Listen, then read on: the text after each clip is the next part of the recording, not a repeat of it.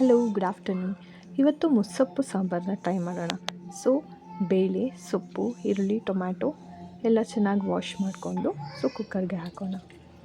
ಸೊಪ್ಪೆಲ್ಲ cut ಮಾಡ್ಕೊಂಡಿದ್ದೀನಿ. ಒಂದು 4 to 5 whistle ಬಸಿದ್ರೆ ಸಾಕು, ತುಂಬ ಚೆನ್ನಾಗಿ ಬೆಂದಿರುತ್ತೆ. ಮತ್ತು ಈ ಕಡೆ ಜಾರಲ್ಲಿ ಸ್ವಲ್ಪ ಕಾಯಿ, ಧನಿಯಾ ಪುಡಿ, ಖಾರದ ಪುಡಿ ಅಷ್ಟು ರುಬ್ಕೊಂಡ್ರೆ ಸಾಕು. ಈ ಕಡೆ ಒಗ್ಗರಣೆಗೆ ರೆಡಿ ಮಾಡೋಣ. ಸಾಸಿವೆ, ಜೀರಿಗೆ, ಬೆಳ್ಳುಳ್ಳಿ ಹಾಕಿದ್ರೆ ಮೊಸರಿಗೆ ತುಂಬ ಚೆನ್ನಾಗಿರುತ್ತೆ ಫ್ಲೇವರ್. ಸ್ವಲ್ಪ ಬೆಳ್ಳುಳ್ಳಿ ಬ್ರೌನ್ ಕಲರ್ ಬಂದಮೇಲೆ ಮಸಾಲೆನ ಹಾಕಿ ಸ್ವಲ್ಪ ಕುದಿಸೋಣ. ಆ ಕುಕ್ಕರ್ ಆರೋವರೆಗೆ ಮಸಾಲೆ ಬೆಂದಿರುತ್ತೆ.